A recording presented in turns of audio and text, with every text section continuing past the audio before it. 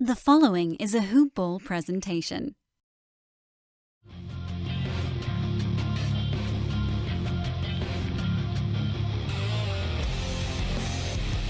Welcome to the Fantasy NBA Today podcast. Hey, what's happening, everybody? Welcome to Fantasy NBA Today, or perhaps for this week, just NBA Today. I'm Dan Bespris, and I am once again very pleased to be joined by Mike Passador. Mike, what's going on, man? Not much, man. Not much. Very pleased to be back, so thank you for having me again. So for those of you that are tuning in today for the first time, or perhaps for the first time in a few shows, Mike is on this week. This is a stretch of the offseason now where between myself and Vince, who I'm sure people tuning in and thinking, where's the Miracle Man? He'll be back next week, and we'll be rolling out the red carpet for a number of the hoop ball experts, kind of introducing all of the listeners to all of you guys, Mike, and your compatriots at hoop ball, the voices behind the writing, the voices behind the faces, and an opportunity for the listeners to kind of get to know some of the other people involved in this project, because to this point, they know myself because they've had to listen to me ramble on for months now. Aaron Bruschi, of course, the founder of hoop-ball.com, and then Vince Miracle. He and I have been taking care of the reins here on Fantasy NBA Today since the playoffs began. But now, this is a part of the offseason that for a lot of folks is a downturn. There isn't much going on. The news cycle has more or less stopped, other than the Westbrook news last week. And so we are taking this time to kind of bring in some new voices, some of the folks like yourself, Mike, that are going to be involved in podcasts going through this next season. And on Tuesday, we got a chance to know you a little bit, but I want to, if that's okay, rehash a little, just in case folks missed Tuesday's show. We'll kind of refresh their memory. So, Mike, you are more on the true NBA news side of things, where there's so many gears turning on the fantasy side. You're kind of a lone wolf, and I don't mean to isolate you like that, but you're the guy at Hoop Ball that does the actual NBA news stories. What's that like? That is correct, and I gotta say, it's actually pretty nice. I think there's a lot less riding on me than there is on the fantasy side of things. So keeping the workload a little bit lighter for you. Well, I mean, I don't think anyone's basing their decisions off what I write per se, whereas the poor fantasy guys, if you say something that ends up being incorrect, people will come at you with pitchforks. So I like to keep it a little bit lower stakes for myself. But it's been fun. I've never really had the opportunity to cover something so in depth like this. So it's really helped me familiarize myself with the rest of the league. I'm actually a Toronto Raptors fan, so I know them pretty good, but it's been enjoyable to kind of learn a little bit about the inner workings of all the other teams out there. So it's been a lot of fun for me. Well, you also, because you're the news guy, by the way, if you want to follow Mike on Twitter, he is Mike_Pandador. We talked a little bit about that on Tuesday. And what you referred to, your words, is that you are a slightly larger than average human being who reminded folks of a panda because they were not sure of your ethnicity. Am I? Yeah, that's about right. Okay, I good. mean, The short version. The physical description, I guess like 250 is above average, would you say? Well, you got me by a few. I'll give you that. Yeah, there you go. But I think I may be slightly below average. I'm a little man with a big voice. That's how you get through life. But so you're covering the news cycle right now, which actually makes you the most important person for us to talk to on this show, because the only news happening right now is in Rio. Yes. NBA Olympic basketball continues. We talked on Tuesday about how the teams had, both men and women, had basically just been boat racing their competition, but the men actually had themselves a better ball game last night or yesterday. I can't keep track of exactly what time of day these things are happening.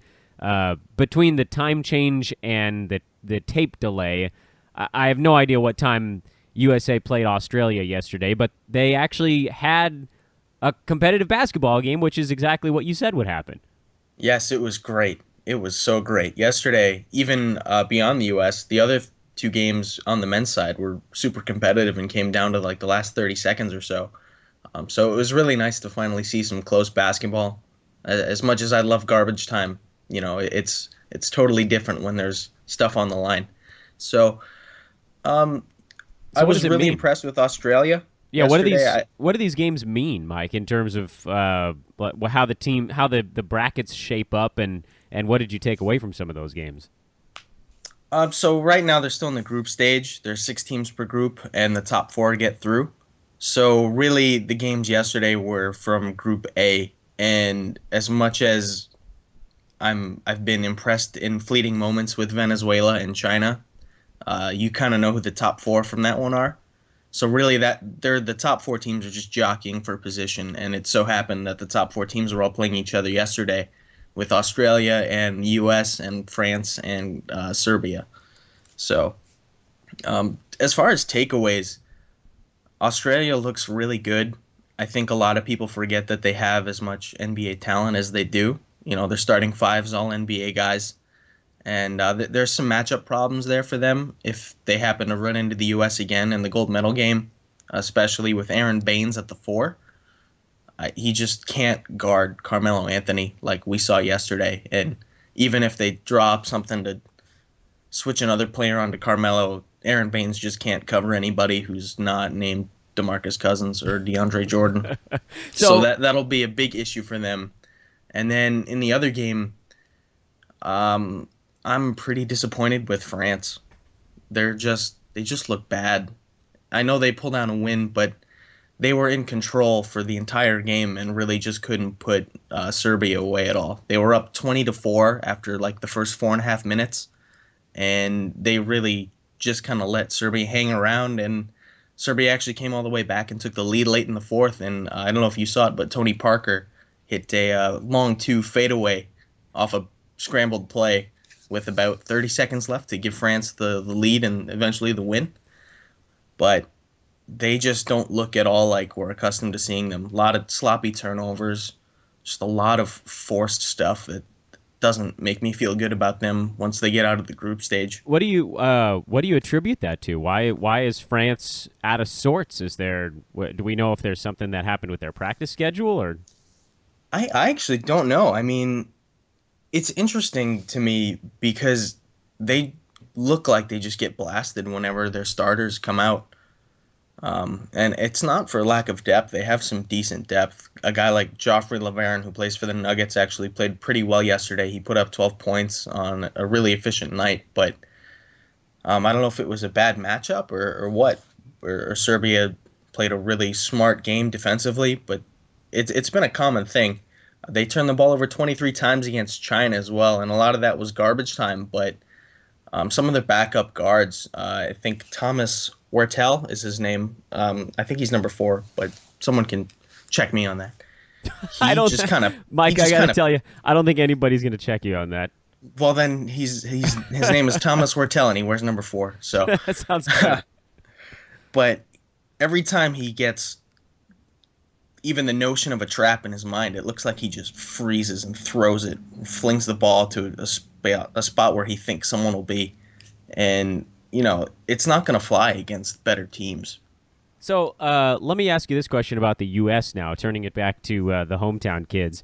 Carmelo Anthony is now the all-time Olympic scoring leader, which is it's not nothing, I mean, that No. means you've played in a number of Olympics, and it means you've been good in a number of Olympics.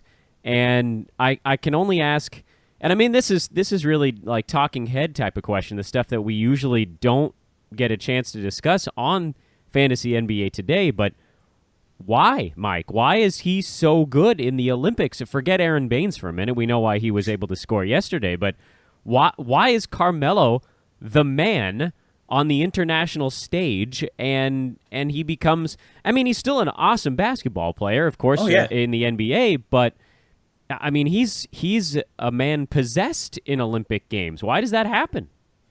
I think he's just got the perfect skill set for FIBA.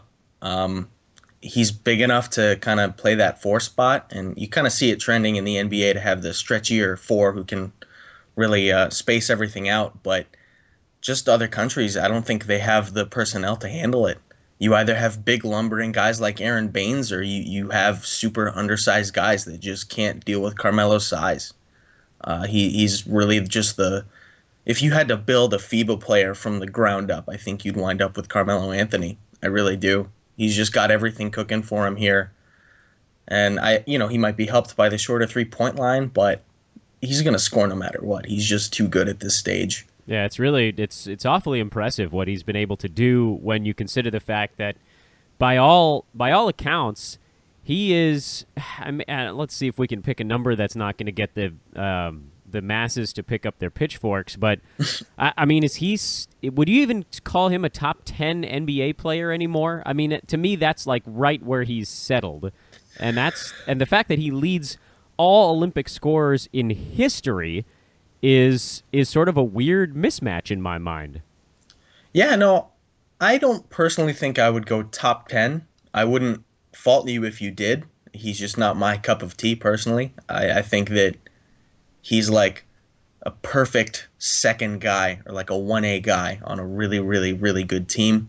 But then again, obviously you want to have as many great players as possible, everyone down the line. So, top 10's just about right. He's played in 4 Olympics, which I think is a record, so he's got that going for him. But he's just super impressive on this stage. There's nothing anyone can do to stop him. I should say so. I want to move along if we could, because I want to hit a few of the things that you've been looking through in the offseason so far. And Vince and I have spent weeks and weeks and weeks poring over every team. We took a tour of the entire league over the last month or so. But from a guy, Mike, that covers the NBA from more, again, of the traditional news standpoint, what do you think? I mean, I think I probably know the answer to this question, but I'm going to ask it anyway. What are your largest storylines of the NBA offseason so far? I would say, on a kind of broad, overarching perspective, that the big thing is just the cap spike really flooding the market with all kinds of money, and you see these crazy deals that look bad, but then you have to remember that, there's, every team basically found a $24 million bill in the laundry, so they got to spend it. So you see stuff that looks bad and you rationalize it as part of the overall context and the general environment, and that's fine, but at the same time, value is still value. And if you have a bunch of deals where you have to say, that's not great, but look at it overall, it's not so bad. That's probably not a good thing. So from that perspective, what do you think are some of the better or most awful deals you've seen this offseason so far? I think, obviously, the best ones are going to be for guys like Kevin Durant, Russell Westbrook, guys who are going to be worth whatever you give them. So that's good. And then I really think on the other end of the spectrum, as far as best deals, it's people who signed really, really reasonable things, like Dion Waiters in Miami's making like $2.9 million, I think. And then Jared Sullinger in Toronto is making 5.9 or 6. And I just think that's tremendous value. You have valuable guys like Jeremy Lin. I really like his 3 years and $36 million for Brooklyn. I think he'll make that look really good. But, Sullinger for 6, Dion Waiters for 3, or a little bit under 3. That's value. All right, so tell me who did something stupid. I really don't like what Chicago did.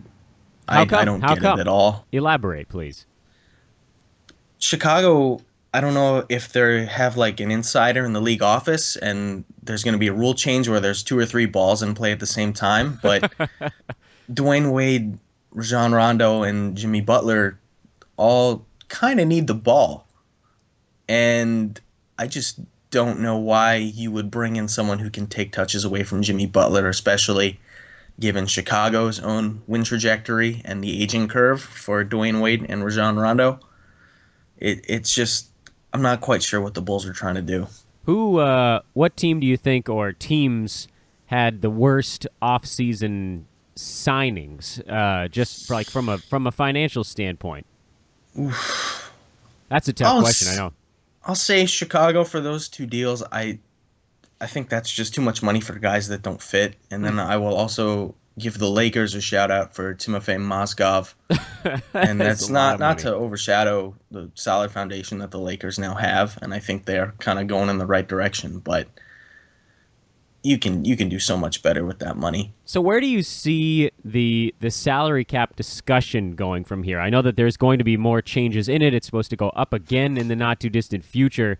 But what we saw this offseason is sort of initial bum rush when everybody hit free agency of what you might call overspending, but teams that wanted to make sure that they got somebody.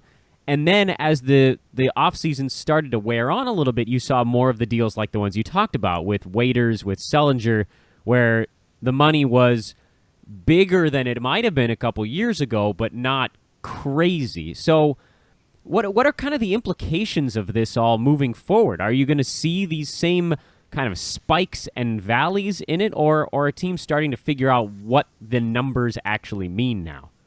I think next offseason will be a little bit better just because teams really committed a ton of money this summer, so the cap sheet's going to be a little less liquid this time next year. And at the same time, I think you're really going to find out who had a plan and who was just spending to spend. Like, I think Houston, I forgot to mention them in the last segment, but I get the impression that they felt like they needed to make a change and missed on, like, their top 10 targets. And just went out and bought like the day-old bread at the bakery because it was there and they had money. So, no disrespect to Ryan Anderson and Eric Gordon, but I don't get that one either. Listen, you're allowed to. This is an NBA podcast. You can fade whoever you want to fade on here because I like those guys though. Ryan Anderson seems like a nice guy, and Eric Gordon's had some bad luck. Yes, but if those are the two positive descriptors you can use for basketball players, that's probably not a great sign. To call somebody a nice guy or bad luck, that's that right there. That's like describing your new girlfriend as based on exclusively personality. We all know what that means. It's not. She may be a wonderful one, but that's not the first thing that everybody's going to notice from across the room. And that's the same deal here with Ryan Anderson, with Eric Gordon. Anderson can shoot, but he can't defend. Eric Gordon can't stay healthy. He's going to give and also you can't defend when healthy. He can't defend when healthy either. But, and this is another point that I wanted to make very clear, and Vince was on board with it. You may have all these clunkers in Houston, and they may not win as many ball games, but they've got Mike D'Antoni installed there, and you put all these guys under his system, they have an opportunity to put up huge numbers in a bunch of losses. So, oh yes, while I feel like that'll definitely be the case, and I'm quite frankly excited for the Mike D'Antoni era to get underway. I think he's going to do a lot of good offensively, but I don't see Houston really making any noise. This is why you're an interesting person to have on the show talking about a team like Houston, because from a purely NBA news story side of things, the Rockets are. And I can't use the word that I'd want to use, but they're a real cluster. But from a fantasy standpoint, it could be the exact opposite. So so Mike, this is an interesting spot for you to be in. You're a news guy who plays fantasy basketball as well. How do you reconcile that in your mind? Is it pretty easy to kind of compartmentalize what's good for a team versus what's good for your team? Well, when it's winning time on the fantasy side, I'll split it pretty easily. I'm not afraid to make those calls, but it's a little bit difficult in the sense that I kind of think about how this will all play out in the rotation. Mike D'Antoni doesn't strike me as the type of guy who will nail someone to the bench if they can't defend a lick, but on a different team, if you're getting cooked every night, you're probably not going to play as many minutes. So there's those considerations to take into account as well. Yeah, you just the guys that they paid money to are probably going to be the guys that they're playing. You have to imagine. You don't sign these giant contracts and then worry about a guy's defense when you know he can't defend before you inked him. So, All right, so Houston is probably one of a couple, and I want to follow up on that thought as well with you, Mike, while we have you on the show this week. Houston is a team where, from an NBA standpoint, they made some silly moves, and from a fantasy standpoint, they could be a monster. But some of the other, we had a ton of huge moves this offseason, especially right when it first got started. Who are some other values you think that maybe cropped up as a result of these big offseason changes? Is there anybody related to the Durant move that pops up? Is there anybody related to the Horford signing, the Dwight Howard move, the Pau Gasol move? Who do you have your eye on? And it doesn't necessarily have to be one of those big guys. It could be somebody lesser that maybe steps into a bigger role. I don't want you to give away your entire bag of tricks here, but kind of who do you have your eye on as a result of these big offseason moves? I think on the Thunder, obviously, there's going to be some touches that open up. I have it written down here. Kevin Durant had a 30.5 usage last season. So even if Russell and Victor Oladipo soak some of those up, there's going to just be more of the ball to have. And I really think that's going to do well for Enes Kanter. Obviously, Steven Adams played really well down low for them in the playoffs. But as far as scoring, Kanter is so much more polished. He really should earn some more touches. And from a fantasy side, last season he was very quietly just tremendous. He was 8th or 9th round, depending on your settings. And, he only played 20, 21 minutes a night. And if you look at his per 36s, per 36 minute, his rate stats, 21.7 points, 14 rebounds. He's never, ever going to contribute on the defensive side of the ball. Still, at just 36 minutes, he's under 1 assist, half a steal, and 0.7 blocks. So that's not really going to help you out too much fantasy-wise, but he shot like 58% from the floor.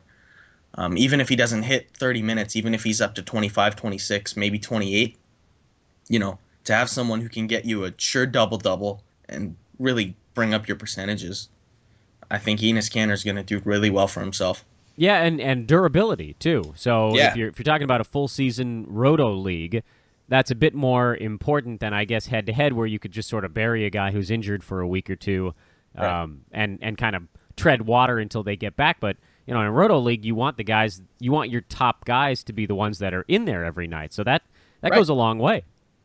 Yeah, and then kind of on the flip side of the Thunder offseason, that Oladipo trade, I really think it's going to help Evan Fournier quite a bit back in Orlando. Oladipo had a 23 usage last season, and if you look at the Magic depth chart right now, I know there's probably a move to come still from them, but they just have a ton of big men and no backcourt and wing depth. Not to put the spotlight on you, but you want to hazard a guess as to who's backing up Evan Fournier right now?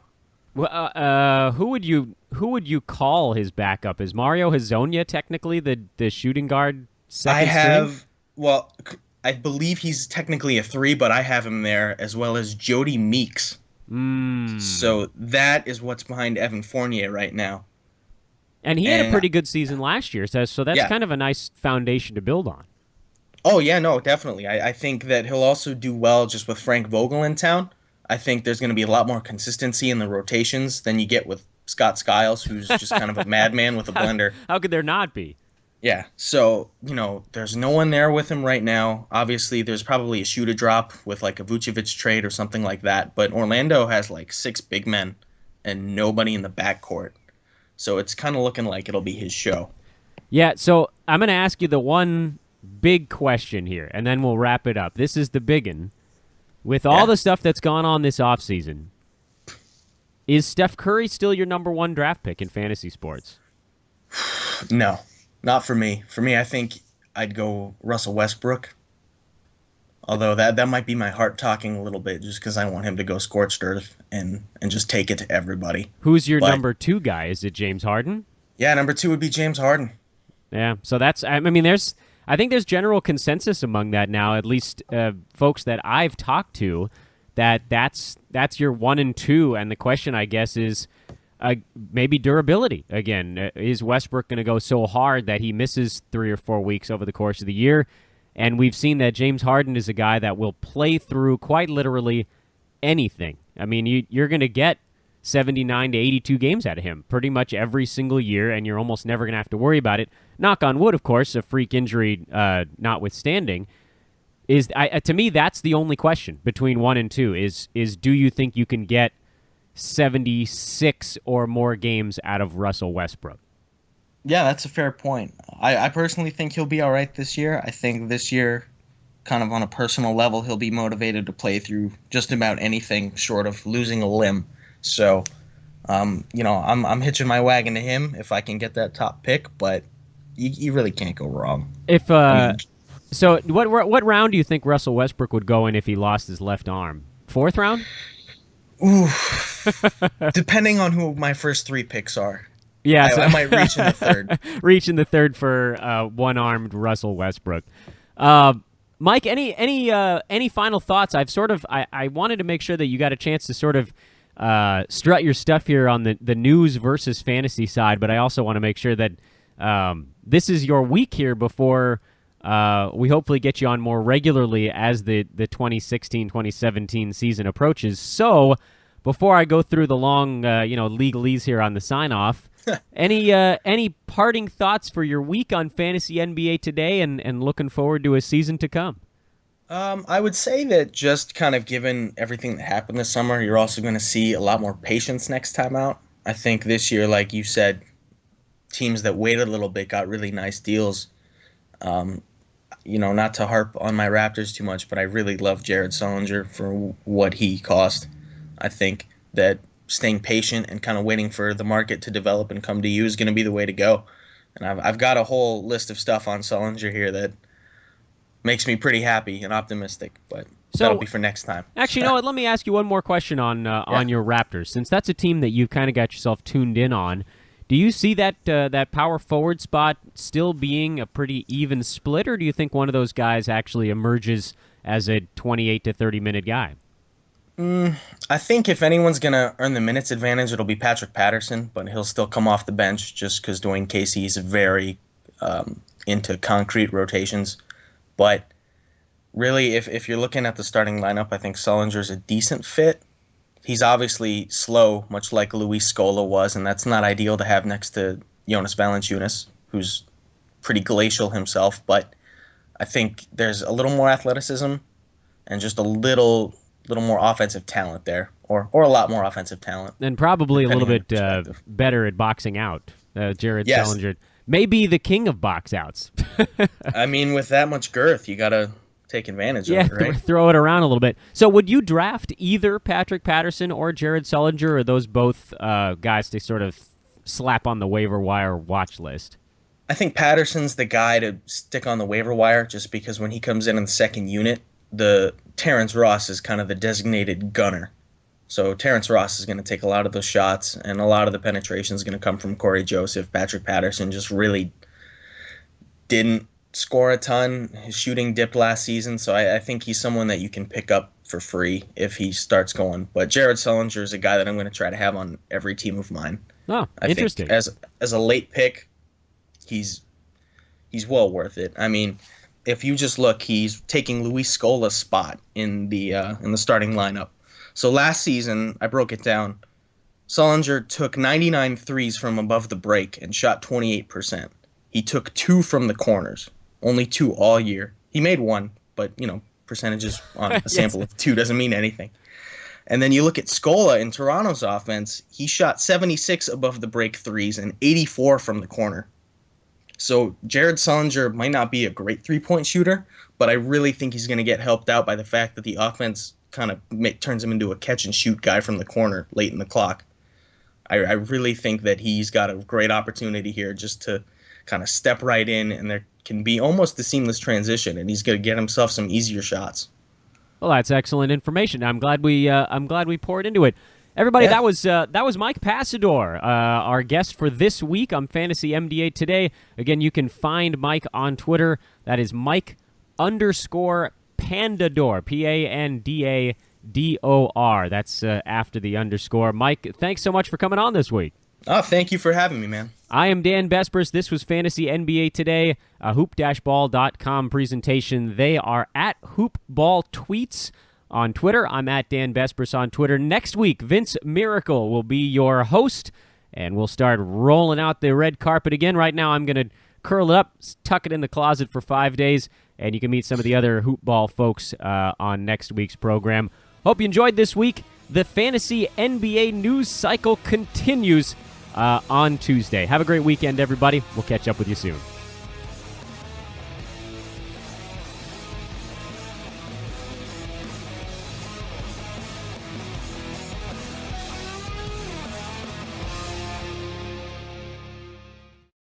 This has been a Hoop Ball presentation.